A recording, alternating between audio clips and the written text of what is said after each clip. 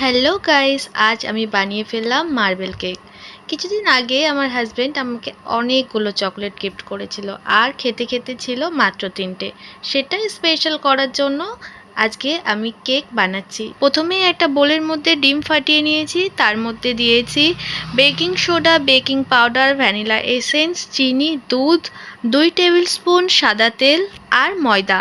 সমস্ত কিছু ভালো করে ফেটানোর পর একটা বোলের মধ্যে 3টে চকলেট নিয়ে মাইক্রোওভেনে আমি মেল্ট করে নিয়েছি। মেল্টটা ভালো হয়নি, তাই হাতেই আরেকটু করে নিলাম। একটা পাত্রে চকলেটের ব্যাটার তৈরি করলাম, আর একটা পাত্রে সাদা ময়দার ব্যাটার তৈরি করলাম।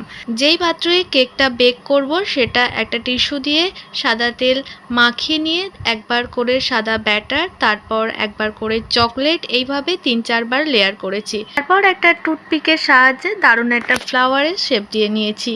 কড়াটা আগে থেকেই প্রিহিট করে রেখেছিলাম 15 মিনিট, তার মধ্যে বসিয়ে দিয়েছি কেকের ব্যাটারটা। 30 মিনিট বেক করার পরে সুন্দর কেক তৈরি হয়ে গেছে। আর সত্যি বলতে কেকটা এতটাই ভালো হয়েছে, 1-2 দিনের মধ্যেই কেকটা পুরো শেষ হয়ে গেছে।